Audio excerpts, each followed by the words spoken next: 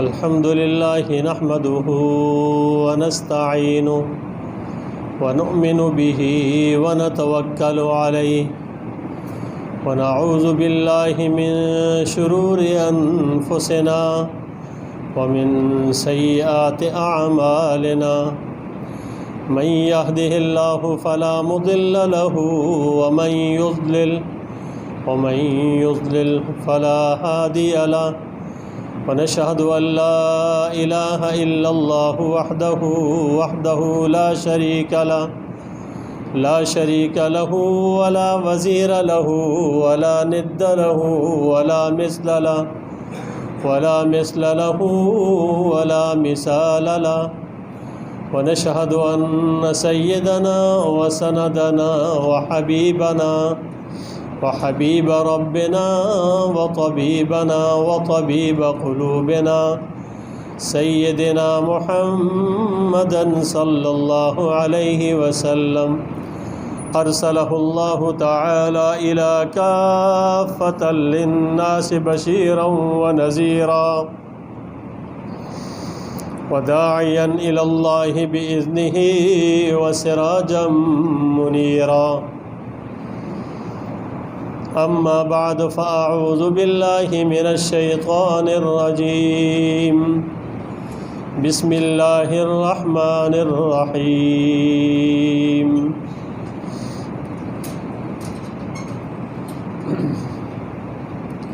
شهر رمضان الذي أنزل فيه القرآن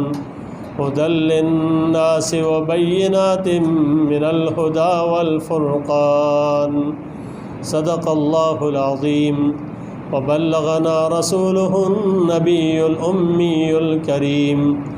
ونحن على ذلك من الشاهدين والشاكرين والحمد لله رب العالمين اللهم صل على سيدنا محمد وعلى آل سيدنا محمد وبارك وسلم اللهم صل على سيدنا محمد وعلى آل سيدنا محمد وبارك وسلم اللهم صل على سيدنا محمد وعلى آل سيدنا محمد وبارك وسلم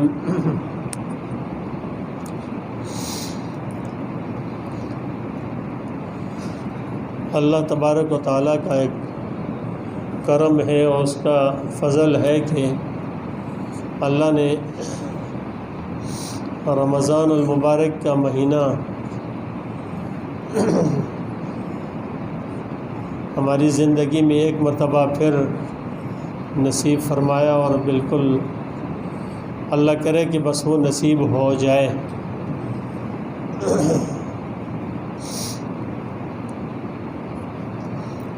رسول اللہ صلی اللہ علیہ وسلم کے ایک زمانہ اور آپ صلی اللہ علیہ وسلم کی رمضان کے لیے تیاری، اور پھر آج کل کے دور میں ہمارے اعمال اور ہماری تیاریاں تقابل کریں تو ہم بہت دور بیٹھے ہوئے ہیں۔ رسول اللہ صلی اللہ علیہ وسلم جب رمضان المبارک کا مہینہ آتا تو آپ صلی اللہ علیہ وسلم صحابہ کرام رضوان اللہ علیہم اجمعین کو جمع کر کے فرمایا کرتے تھے کہ لوگوں، تمہارے اوپر ایک ایسا عظیم مہینہ آ رہا ہے جو بہت برکتوں والا مہینہ ہے، رحمتوں والا مہینہ ہے، مغفرتوں والا مہینہ ہے۔ اور فرمایا رسول اللہ صلی اللہ علیہ وسلم نے کہ عظیم مہینہ ہے جس کے اندر آدمی ایک نیکی کرے تو 70 نیکیوں جتنا اس کو ثواب ملتا ہے، اور فرمایا کہ جو نفل پڑھتا ہے تو اس کو فرض جتنا ثواب ملتا ہے، اور ایک فرض ادا کرتا ہے تو اس کو 70 فرضوں برابر ثواب ملتا ہے۔ فرمایا لوگوں، یہ غمخواری کا مہینہ ہے، یہ صبر کا مہینہ ہے، اور صبر کا بدلہ جنت ہے۔ یہ صبر کا مہینہ ہے اور صبر کا بدلہ جنت ہے۔ اس مہینے کے اندر اللہ تبارک و تعالیٰ رزق میں اضافہ فرما دیتے ہیں۔ اس مہینے کے اندر اللہ تبارک و تعالیٰ رزق میں اضافہ فرما دیتے ہیں، اور فرمایا کہ جنت تو اتنی آسان ہو جاتی ہے کہ جو آدمی کسی کو روزہ دار کو افطار کراتا ہے تو اللہ تبارک و تعالیٰ اس کے بدلے میں اس کو جنت نصیب فرماتے ہیں۔ فرمایا کہ یا رسول اللہ صلی اللہ علیہ وسلم نے فرمایا کہ جنت اس کو ملتی ہے جو روزہ دار کو افطار کرائے، اور یہ افطاری ہر ایک کی اپنی وسعت اور طاقت کے مطابق ہے۔ اگر کسی کے پاس گنجائش ہے تو پیٹ بھر کر کھانا کھلائے، غلام آزاد کرنے کا ثواب ملے گا، اور جو وہ بھی نہیں ہے تو یہ ثواب وہ بھی لے سکتا ہے جو ایک کھجور سے صرف افطار کرا دے، وہ بھی یہ ثواب لے سکتا ہے، اور جو بھی نہیں ہے تو وہ ایک لسی کا گھونٹ پلا دے، پانی پلا دے،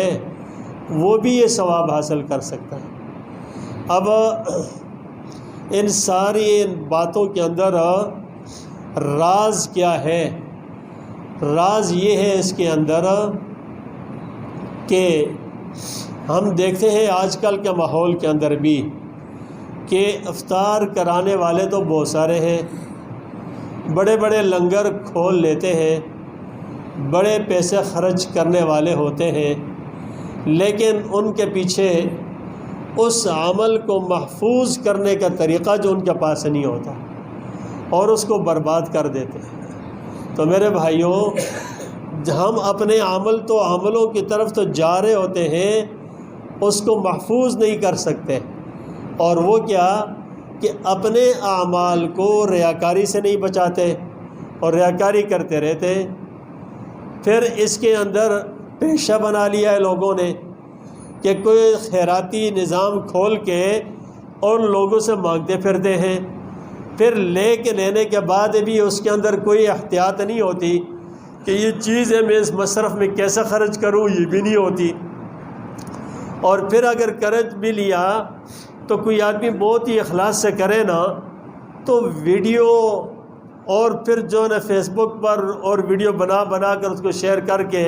لوگوں کے سامنے اس کو عام کرنے، اس آفت سے وہ بھی محفوظ نہیں ہوتا۔ تو اب شیطان تو اپنا کام چلا رہا ہے نا، وہ کہتا ہے کرتے رہیں اور ضائع کرتے رہے گا۔ پارٹیاں، افطار پارٹیاں ہوتی رہتی ہیں اور افطار پارٹیاں کرتے رہتے ہیں۔ کوئی تو رسم چل رہی ہے کہ بڑا آدمی افطار پارٹی کرا رہا ہے تو وہ اس کا بہت ہی اہتمام کرتا ہے۔ افطار پارٹی تو ہو رہی ہے اور مغرب کی نماز جا رہی ہے، افطار پارٹی تو ہو رہی ہے، بیچ بھی اس کے اندر اپنے افطار پارٹی کے اندر جو کچھ اس نے کھلایا پلایا اس کا گن گاتے ہوئے نظر آتا ہے۔ تو پھر وہ جو عمل نہ محفوظ کر لینا، یہ چیزیں نظر نہیں آتی۔ اپنے روزے کو محفوظ نہیں کر سکتے۔ دیکھیں، روزہ بہت بڑی عبادت ہے۔ اللہ تبارک و تعالیٰ فرماتے ہیں، حدیث قدسی ہے کہ الصوم لی وانا اجزی بہ، کہ روزہ میرے لیے اور میں ہی روزے کا بدلہ ہوں۔ جس روزے پر اللہ ملے، جس روزے پر سنو سمجھیں کہ اللہ ہی نے خود بدلہ دینا ہے، اس سے بڑھ کر کون سی عبادت ہوگی؟ وہی روزہ ہمارا، ہم اس کو برباد کر دیتے ہیں۔ حدیث میں آتا ہے، آپ صلی اللہ علیہ وسلم نے فرمایا، من لم یدع قول الزور والعمل بہ فلیس للہ حاجۃ ان یدع طعامہ وشرابہ، کہ جس شخص نے جھوٹ اور لغویات سے اپنے آپ کو نہیں بچایا، فضولیات سے اپنے آپ کو نہیں بچایا، اس نے کھانا پینا تو چھوڑ دیا لیکن حرام کے اندر مبتلا رہا، تو اللہ فرماتے ہیں مجھے ایسے روزے کی کوئی ضرورت نہیں ہے۔ فلیس للہ حاجۃ، اللہ کو ایسے روزے کی کوئی ضرورت نہیں ہے کہ جس کے اندر فضولیات میں انسان لگا ہو اس کو نہ چھوڑ رہا ہوں، اس کو نہ چھوڑ رہا ہوں۔ تو جب نہیں چھوڑے گا تو کیا روزہ رکھ کر اللہ پر احسان کر رہے ہیں؟ اللہ کو بھی کوئی ضرورت ہے، اللہ کو وہی ضرورت ہے جو شرائط کے مطابق ہو۔ تو میرے بھائیوں، تیاری اس بات کی کریں، تیاری اس بات کی کریں کہ ہم نے اس مہینے کے اندر غیبت کو اپنے اوپر حرام کرنا ہے۔ تیاری اس بات کی کریں کہ جھوٹ کا دروازہ اپنے اوپر بند کرنا ہے، اپنی اس زبان سے جھوٹ نہیں بولنا، اس بات کا تہیہ کریں اور اس بات کی تیاری کریں کہ حرام کا دروازہ اپنے اوپر بند کرنا ہے۔ بھوکے رہ جائیں گے، پانی پی لیں گے، اور یہ میں یقین سے کہتا ہوں کہ اگر حرام کا دروازہ ہم بند کر لیں گے نا، اللہ کی قسم کر کے کہتا ہوں اللہ بھوکا نہیں رکھے گا، اللہ وہ کچھ دے گا کہ ہم تصور نہیں کر سکیں گے۔ اب ہم نے یہ تہیہ کرنا ہے کہ حرام کا دروازہ بند کرنا ہے، ہم نے یہ تہیہ کرنا ہے کہ گناہ کے جو دروازے ہیں نا ان کو بند کرنا ہے، اور وہ یہ دروازہ ہمارا سب سے بڑا آنکھ کا ہے۔ جو آنکھ غلط استعمال ہو رہی ہوتی ہے، جس آنکھ کو ہم برباد کر رہے ہیں اپنے آپ کو، ویڈیو دیکھیں، فلمیں دیکھیں، ڈرامے دیکھیں، چیزیں دیکھیں، وقت پاس نہیں ہو رہا، اور وقت پاس کرنے کے لیے ہم جو ہے نا ڈرامے دیکھ رہے ہوتے ہیں، اور پھر کیا سے کیا اس مہینے کے اندر غضب کے دروازے شیطان نے کھولے ہوتے ہیں، وہ تو کھول کے چلا جاتا، اس کے کارندے کام کر رہے ہوتے ہیں، اور پھر اس کے بعد انسان مسلمان کے لگا ہوا دیکھ رہا ہے۔ تو میرے بھائیوں، ہمارے عمل یوں ضائع ہو رہے ہوتے ہیں اور ہمیں پرواہ نہیں ہے۔ اور چلو بھائی اگر کچھ بھی نہیں ہے نا، سونے میں وقت گزار دیں، لیکن گناہ سے تو بچ کریں نا، گناہ سے بچ کریں ہیں۔ اب اندازہ کریں کہ جو لوگ گناہ کرتے رہتے ہیں مثلاً، اور اچھا گناہ کو گناہ بھی نہیں سمجھتے، مصیبت یہ ہے گناہ کو گناہ بھی نہیں سمجھتے، بڑے پاک باز ہیں، بس دو ملیں گے تو بات تیسرے کی کریں گے اور برائی کی کریں گے، اچھائی کی نہیں آتی زبانوں پر۔ بہت کم لوگ ہوں گے کہ کوئی کہے کہ نہیں فلانے نے بڑا اچھا کیا یار، وہ آدمی بڑا اچھا ہے۔ اچھائی نہیں آتی، اچھائی زبانوں پر نہیں آتی، آتی ہے تو برائی ہی آتی ہے۔ آپ کو پتہ ہے فلانا ایسا ایسا ایسا، اب یہ نہیں کہتے فلانا بڑا اچھا ہے۔ اگر کوئی کہے نا فلانا بڑا اچھا ہے نا، کوئی تعریف بھی کرے نا، تو اس کو برا لگتا ہے کہ اس کی تعریف کیوں کی جا رہی ہے، کیونکہ شیطان اس سے خوش نہیں ہوتا نا، اس سے جو ہے نا رحمان خوش ہوتا ہے، شیطان ناراض ہوتا ہے، یہ چیز بڑی بوجھل لگ جاتی ہے۔ تو میرے بھائیوں، ہم اس روزے کو محفوظ کریں کہ اس کے اندر اپنے اوپر گناہ کا دروازہ بند کریں، حرام کا دروازہ بند کریں۔ دیکھیں یہ آنکھ، یہ کان اور یہ دل، میں نے پہلے بھی بتایا تھا کہ ان السمع والبصر والفؤاد، اللہ فرماتے ہیں سمع، بصر، فؤاد، کل اولئک کان عنہ مسئولا، ان سب کے بارے میں تم سے سوال ہوگا۔ اللہ اکبر، چند روزہ زندگی ہے، چند روزہ زندگی ہے، نہ جانے ہمارے آخری سانس کب پورا ہو جاتا ہے، یقین جانے کچھ پتہ نہیں ہے۔ ہم سوچے تو صحیح، اس جان کے لیے لے کے کیا جا رہے ہیں؟ آنکھیں بند کر کے 2 منٹ کے لیے سوچیں کہ اے اللہ کے بندے، کچھ لے کے جا رہے ہیں کہ نہیں سارا تاریکی تاریکی لے کے جا رہے ہیں؟ کوئی اللہ کے سامنے بھی اور نہیں تو توبہ ہی کر لے نا سچے دل سے۔ تو رمضان کا مہینہ شروع ہونے سے پہلے 2 رکعت نماز پڑھیں، صلاۃ توبہ، اور اس کے بعد اللہ پاک سے خوب توبہ کر لیں، خوب توبہ کر لیں کہ یا اللہ میری توبہ ہے، یہ ماہ مبارک کی جتنی سعادتیں اور برکتیں وہ مجھے مل جائے، میں حاصل کرنا چاہتا ہوں۔ اور پھر انسان جب کہے نا یا اللہ میں اپنے آپ میں گناہوں سے توبہ کرنا چاہتا ہوں، بچانا آپ کا کام ہے، آپ بچائیں گے، میں کوشش کروں گا آپ ہی بچائیں گے، پھر اللہ پاک بچا لے گا، یقیناً اللہ بچائے گا، ٹھیک ہے نہیں؟ تو وہی بات یہ ہے کہ رمضان میں حضرات صحابہ کرام رضوان اللہ علیہم اجمعین، حضور صلی اللہ علیہ وسلم آپ کے سامنے صحابہ عبادت میں لگا کرتے تھے، عبادتیں کیا کرتے تھے، قرآن مجید کی تلاوت کثرت سے کیا کرتے تھے، درود شریف استغفار کثرت سے ہوا کرتی تھی، لیکن وہاں یہ تھا کہ ادھر گناہ نہیں تھے، وہاں یہ تھا کہ گناہ نہیں تھے اور گناہ نہیں کیا کرتے تھے۔ ہمارے اس دور کے اندر یہ چیزیں کثرت سے نہیں ہیں، لیکن یہ کہ گناہ بہت زیادہ ہے۔ اور اگر کوئی شخص قرآن مجید بھی پڑھتا ہے نا، وہ قرآن مجید پڑھتا ہے نا، تو کیا کہیں کہ بس قرآن پڑھ رہا ہے گویا کہ قرآن نہیں پڑھ رہا،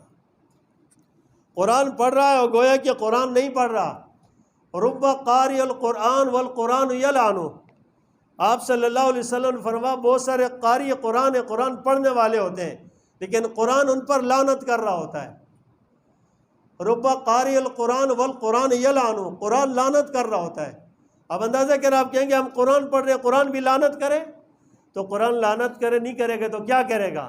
کہ جب انسان پڑھ رہا ہوتا ہے کہ لعنت اللہ علی الکاذبین، قرآن کی آیت ہے، جھوٹے پر لعنت ہے، اور یہ پڑھ رہا ہے قرآن میں لعنت اللہ علی الکاذبین، اس کا مطلب ہے کہ اس نے قرآن بھی پڑھا اور خود جھوٹا ہے، تو اس پر لعنت ہوئی کہ نہ ہوئی؟ جب یہ پڑھے گا قل للمؤمنین یغضوا من ابصارہم، ایمان والو اپنی نگاہیں نیچے کرو،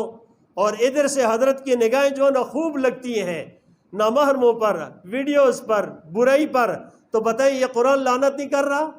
قرآن پکار کے کہہ رہا ہوگا کہ ظالم تو خود ہی کیوں کر رہا ہے یہ چیزیں، توبہ تو کر لے نا۔ کیا بتائیں کہ کتنا کچھ ہے اس کے اندر، جب یہ کچھ کر رہا ہے اور اس پر لعنت ہو رہی ہے۔ تو میرے بھائیوں، قرآن کو سمجھیں، قرآن کے اندر ڈوب جائیں، قرآن پڑھیں اور اس کے معنی کو سمجھیں اور اس کو حاصل کریں، تو پھر دیکھیں قرآن کیا کہتا ہے اور قرآن میں کیا انوار و برکات رکھی۔ ورنہ قرآن تو پڑھتے تھے صحابہ، گم ہو جاتے تھے، اور اوپر سے فرشتے نازل ہوتے تھے، اور فرشتوں کو دکھائی دیتا تھا ان کو کہ بھئی فرشتے آئے ہیں، فرشتے آئے ہیں۔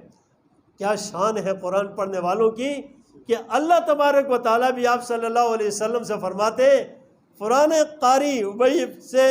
یا رسول اللہ صلی اللہ علیہ وسلم اس سے قرآن سنیں، اور آپ ان سے قرآن سنتے تھے، وہ کس طرح سے قرآن پڑھا کرتے تھے۔ اب ہم اپنے آپ کو تو دیکھیں نا، اپنے اعمال کو تو دیکھیں نا۔ تو بھائیوں، گزارش ہے کہ ماہ مبارک سے پہلے گناہ کا دروازہ بند کر لیں، گناہ کا دروازہ بند کر لیں، ظلم زیادتی چھوڑ دیں، مار پیٹ ڈانٹ ڈپٹ چھوڑ دیں، گالی گلوچ کا دروازہ بند کر دیں، اپنے ملازموں ماتحتوں کے اوپر زیادتی سختی کرنا چھوڑ دیں، یہ کسی کو برا بلا نہ کہیں۔ اس زبان کا روزہ، اس آنکھ کا روزہ، اس کان کا بھی روزہ، اور بس اس کے اوپر یہ کرے، اے اللہ میں بچنا چاہتا ہوں، مجھے بچا لیں۔ اور جب یوں کریں گے نا تو پھر دیکھیں انوار و برکات کیا ملتے ہیں۔ اللہ تبارک تعالیٰ مجھے اور آپ سب کو عمل کرنے کی توفیق عطا فرمائے۔